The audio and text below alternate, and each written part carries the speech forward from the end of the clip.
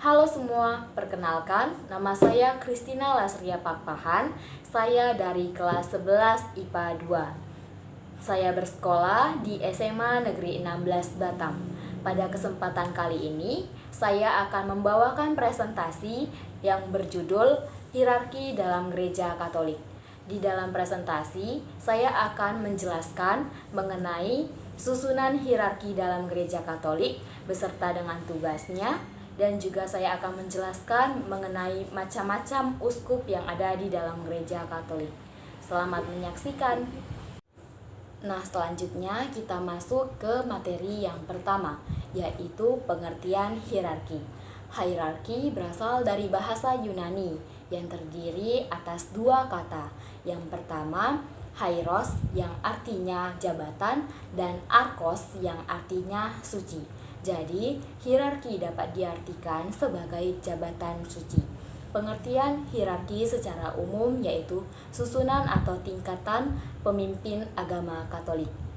Yang termasuk ke dalam susunan hierarki yaitu mereka yang mempunyai jabatan karena penyucian melalui tahbisan.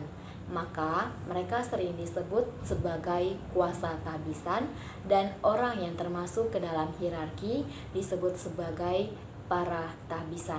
Hierarki sebagai pejabat umat beriman Kristiani dipanggil untuk menghadirkan Yesus yang tidak kelihatan sebagai tubuhnya, yaitu gereja.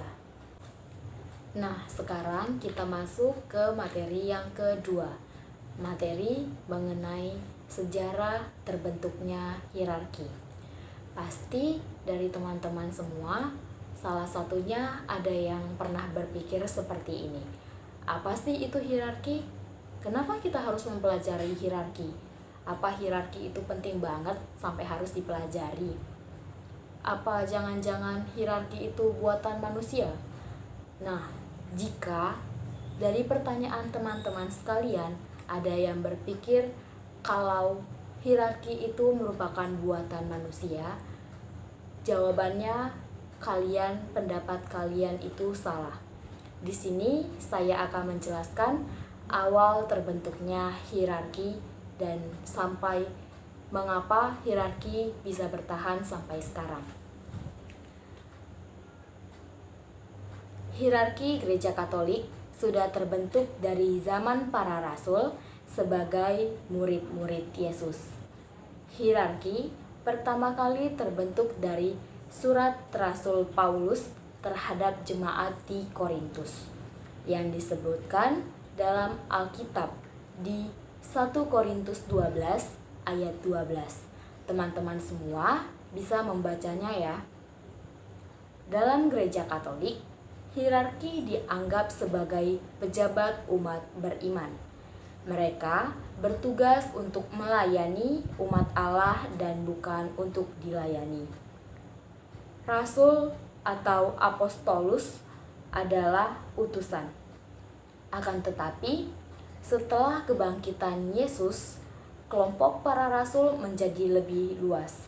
Arti dari kata lebih luas yakni sebutan rasul tidak hanya untuk ke-12 murid Yesus, melainkan juga semua utusan jemaat dan utusan Kristus disebut rasul. Dari konteks tersebut, kita bisa untuk membuktikannya. Silahkan teman-teman membuka 2 Korintus 5 ayat 20. Setelah ke-12 rasul tidak ada muncul sebutan aneh, yaitu penatua, nabi-nabi. Namun, akhirnya ada suatu perkembangan. Ada struktur dari gereja Santo Ignatius dari Antioquia yang mengenal sebutan penilik atau episkopos dan pelayan atau diakonos. Struktur inilah yang selanjutnya menjadi struktur hierarki Gereja Katolik yang secara umum susunan hierarki pada saat ini dimulai dari paus, uskup, imam, dan diakon. Tadi saya ada mengatakan Tugas para rasul yaitu melayani, bukan untuk dilayani. Maksud dari kata tersebut yaitu para rasul meneladani sikap Yesus, yaitu Yesus mau untuk melayani mereka, Yesus mau untuk melayani umat manusia dengan cara salah satu bentuk pelayanan yang diberikan Yesus, yang ditunjukkan Yesus yaitu Yesus mau membasuh kaki para rasul. Itu salah satu bentuk kerendahan hati Yesus. Dari sikap itulah para rasul mulai meneladaninya, mulai mengikutinya, dan dari situ mereka mengambil keputusan bahwa mereka harus bisa memiliki tugas melayani, bukan mereka yang dilayani. Karena jika mereka yang dilayani, itu sama artinya mereka melangkai Yesus atau mereka tidak mengikuti teladan dari Yesus. Nah, sekarang teman-teman kita masuk ke materi yang ketiga, yaitu susunan hierarki dalam gereja Katolik beserta tugas-tugasnya. Secara umum, susunan hierarki dalam gereja Katolik itu ada paus, ada uskup, ada imam, ada diakon. Tetapi secara keseluruhan atau secara lengkap, susunan hierarki dalam gereja Katolik itu awalnya ada para rasul, ada dewan para uskup, ada paus, ada uskup, ada imam, dan ada diakon. Jadi itu adalah susunan lengkap dari hierarki. Nah, sekarang saya akan membacakan pendapat yang sudah saya tuliskan sebelumnya. Di sini saya akan menjelaskan atau membacakan pendapat yang sudah saya tuliskan mengenai susunan hierarki dalam gereja Katolik. Yang pertama, yang paling atas dan yang paling utama itu ada para rasul. Nah, tugas para rasul atau ke-12 murid Yesus yaitu untuk melayani umat Allah dan untuk mewartakan firman Allah. Jadi, kita bisa membuat kesimpulan bahwa tugas utama dari para rasul yang diberikan oleh Yesus terlebih dahulu yaitu untuk melayani umat Allah atau melayani umat manusia, dan juga mereka diberikan tugas untuk mewartakan firman atau Injil. Yang kedua ada Dewan Para Uskup yang dikepalai oleh seorang paus. Dewan Para Uskup dibentuk untuk menggantikan ke-12 rasul sebagai gembala gereja. Seluruh uskup berkumpul menjadi satu di dalam tingkatan Dewan Para Uskup. Jadi, Dewan Para Uskup ini bisa kita simpulkan merupakan perkumpulan para uskup di seluruh gereja Katolik yang ada di dunia. Mereka berkumpul dan bersatu di dalam Dewan Para Uskup ini. Dewan Para Uskup menggantikan Dewan Para Rasul. Seseorang diterima menjadi uskup jika menerima tahbisan sakramental dan berdasarkan persekutuan hierarkis. Tahbisan uskup selalu dilakukan oleh uskup yang paling sedikit 3 uskup. Setiap tahbisan uskup berarti bahwa seorang anggota baru telah diterima ke dalam Dewan Para Uskup. Semua uskup dihimpun dalam satu kolegialitas. Jadi, bisa kita simpulkan bahwa jika ingin bergabung ke dalam Dewan Para Uskup, mereka harus ditahbiskan, dan syarat untuk pentahbisannya itu yaitu dilakukan oleh 3 uskup sekaligus. Jadi, selanjutnya saya akan membacakan tugas Dewan Para Uskup. Tugas dari Dewan Para Uskup yaitu menggantikan Dewan Para Rasul, memimpin gereja, dan melayani umat bukan dilayani. Jadi, di sini mereka juga bertugas untuk melayani seluruh umat Allah. Dan mereka tugasnya menggantikan Dewan Para Rasul yang terlebih dahulu sudah dibentuk oleh Yesus. Tetapi karena Dewan Para Rasul sudah tidak ada, jadi yang menggantikannya, yang menjadi penggantinya yaitu Dewan Para Uskup. Yang ketiga, kita masuk ke tingkatan paus. Paus juga merupakan seorang uskup. Paus dipilih dari para uskup untuk menjadi pemimpin gereja universal, khususnya Gereja Keuskupan Agung Roma. Dalam hal ini, sebenarnya kedudukan paus sederajat dengan kedudukan uskup lainnya di seluruh dunia. Akan tetapi, karena sudah terpilih menjadi paus, ia harus berperan sebagai pimpinan para uskup. Paus adalah pimpinan tertinggi gereja Katolik. Jadi di sini saya ingin bercerita sedikit.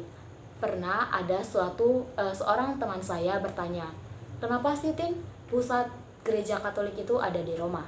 Jadi saya akan menjelaskan. Itu karena disebabkan oleh paus pertama kami yang bernama Petrus berada atau berkedudukan di Roma. Ia bertugas di Roma. Yang awalnya ia adalah seorang uskup, tetapi ia kemudian dipilih dan diangkat menjadi seorang paus. Ia dipilih dari antara para uskup. Jadi dari Petrus tersebut turunlah hingga sampai sekarang kebiasaannya bahwa paus yang ada di dalam gereja Katolik itu harus berkedudukan dari Roma. Jadi itulah asal mula mengapa Roma dijadikan pusat gereja Katolik. Petrus merupakan paus pertama yang dipilih langsung oleh Yesus.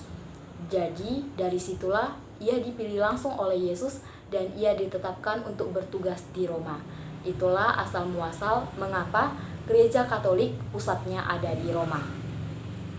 Lalu tugas para paus. Yang pertama, sebagai kepala gereja Katolik di seluruh dunia dan sebagai uskup Roma. Jadi, selain tugasnya sebagai paus di seluruh dunia atau pemimpin atau kepala dari gereja Katolik di seluruh dunia, dia juga bertugas sebagai uskup Roma. Ia juga memiliki tugas atau tanggung jawab sebagai uskup yang ditempatkan di Roma. Yang kedua, menyusun aturan seluruh gereja Katolik di dunia. Jadi, jika ada aturan baru di dalam gereja Katolik, seperti tata gerak dalam perayaan Ekaristi, itu harus diketahui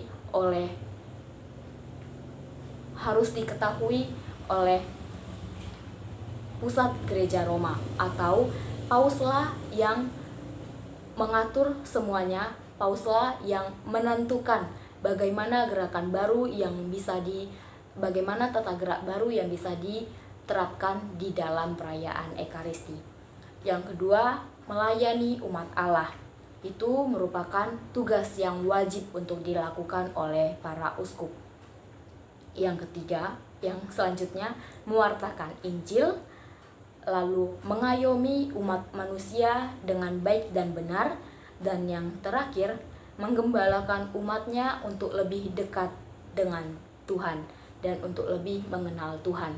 Saya pernah mendengar perikop bahwa paus adalah seorang gembala, tetapi dia bukan pemilik dari gembala tersebut. Dia hanya seorang penggembala dan Yesus adalah pemilik dari domba-domba yang digembalakan olehnya. Tingkatan yang keempat, kita masuk ke uskup. Tugas pokok seorang uskup yaitu sebagai pemersatu. Artinya, seorang uskup memiliki tanggung jawab yang besar untuk mempersatukan umat Allah. Tugas ini disebut sebagai tugas kepemimpinan para uskup. Tugas para uskup adalah yang pertama, melayani umat Allah dan mewartakan Injil. Kedua, sebagai pemersatu umat Allah. Yang ketiga, menggembalakan umat Tuhan. 4. Memberikan nasihat dan teladan yang positif bagi umat Allah. 5. Menguduskan gereja Kristus dengan doa dan karya melalui teladan hidup yang nyata. Dan yang keenam, mengajar dan melindungi umat Allah dari kelemahan iman. Jadi, tugas para uskup selain sebagai pemersatu umat Allah, ia juga dibimbing atau diharuskan dan diwajibkan untuk memberikan nasihat dan teladan yang baik bagi kita umat Allah. Dan tugas dia yang paling utama yaitu menguduskan gereja Kristus dengan doa dan karya melalui teladan hidup yang nyata. Jadi, tugas dia bukan hanya untuk memimpin suatu daerah atau untuk melayani umat Allah, tetapi ia dituntut juga untuk menguduskan gereja Kristus dengan karya yang dilaksanakannya secara langsung, secara nyata di dalam kehidupannya, yang dia secara langsung turun tangan untuk melakukan karya tersebut. Itu adalah salah satu tugasnya untuk menguduskan gereja Kristus. Yang kelima, kita masuk ke imam atau yang disebut sebagai wakil uskup. Imam merupakan pembantu uskup atau dapat dikatakan sebagai rekan kerja uskup. Imam membantu uskup dalam melayani umat Allah. Tugas imam yaitu yang pertama mewartakan Injil, yang kedua menggembalakan umat Allah, yang ketiga melayani umat Allah dan membantu tugas pelayanan para uskup. Maksud membantu tugas pelayanan para uskup itu gimana sih? Bukannya masing-masing uskup, paus itu sudah memiliki tugas dan tanggung jawab masing-masing. Kenapa harus dibantu oleh imam?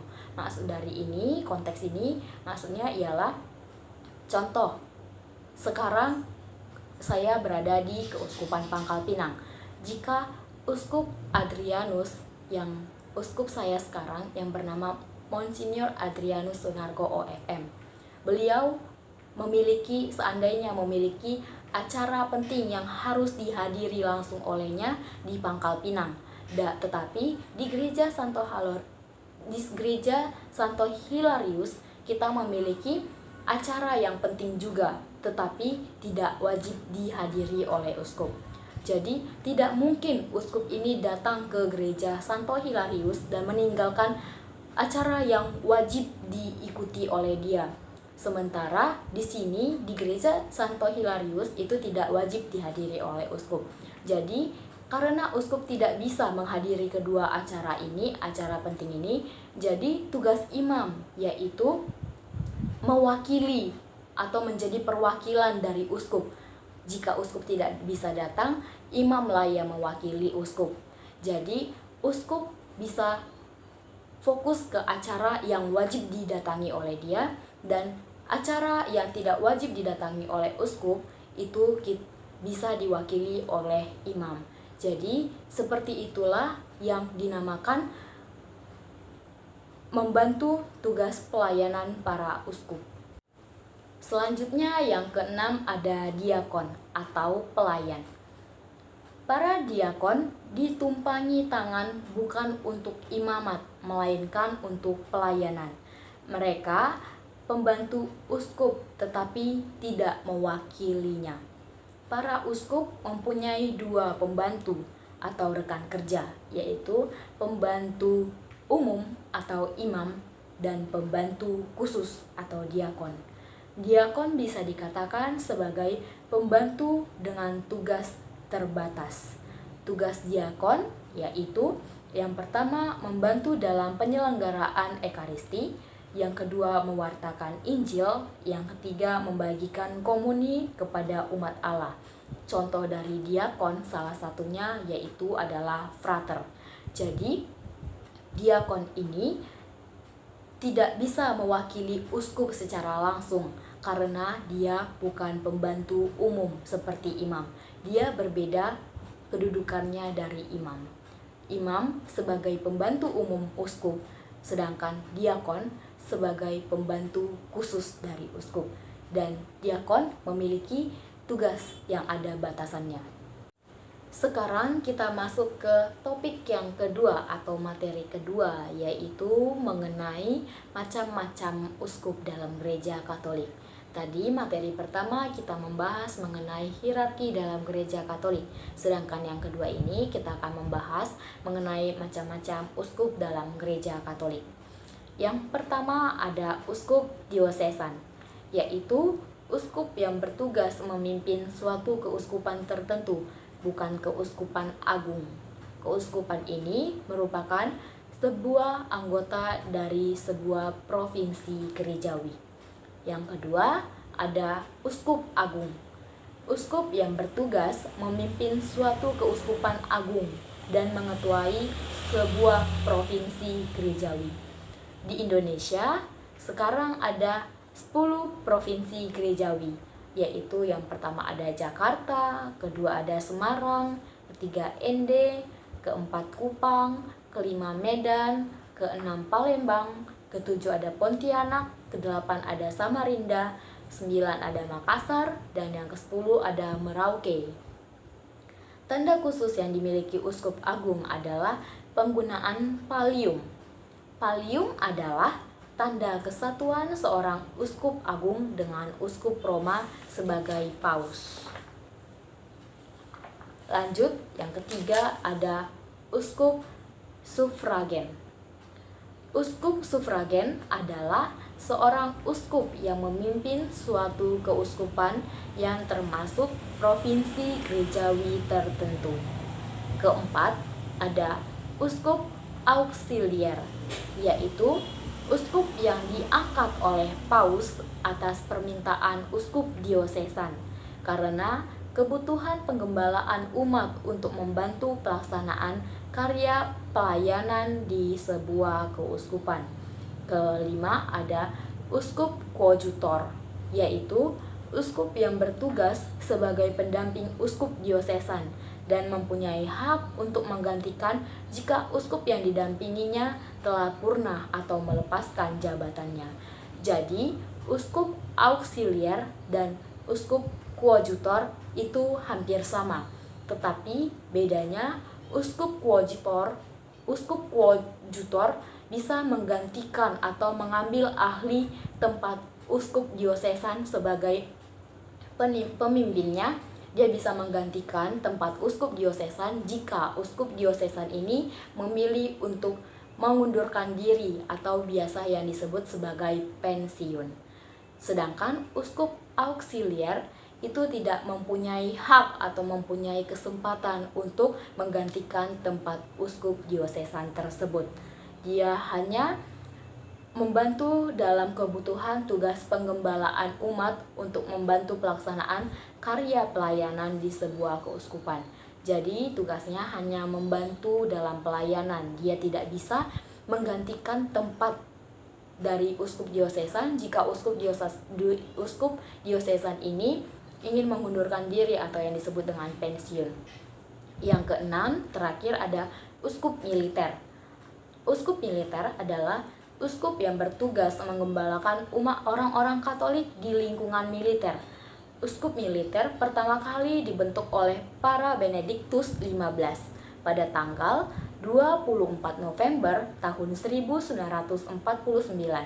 Di Indonesia hanya ada satu uskup militer, yaitu Monsinyur Albertus Sugiopranoto SJ yang ditunjuk tanggal 3 November 1949. Jadi, uskup militer ini merupakan uskup yang ditugaskan langsung di tempat orang-orang yang sedang bertugas secara militer seperti tentara. Itu uskupnya adalah uskup khusus untuk orang-orang Katolik di lingkungan militer. Nah, teman-teman, sekarang kita sudah berada di penghujung presentasi saya pada hari ini. Sebelum menutup presentasi, saya mohon maaf jika dari presentasi saya terdapat kata-kata yang kurang berkenan atau kata-kata yang membuat perasaan atau hati teman-teman tersinggung. Sekian presentasi saya pada hari ini. Terima kasih atas perhatian yang telah diberikan dan terima kasih kepada Bu Paula karena sudah memberikan tugas ini. Karena dengan tugas yang diberikan ini, semoga dari presentasi saya teman-teman dapat mengambil pembelajaran yang positif dan bisa memahami apa yang telah saya sampaikan sebelumnya pada saat saya presentasi tadi. Sekian presentasi saya ucapkan terima kasih.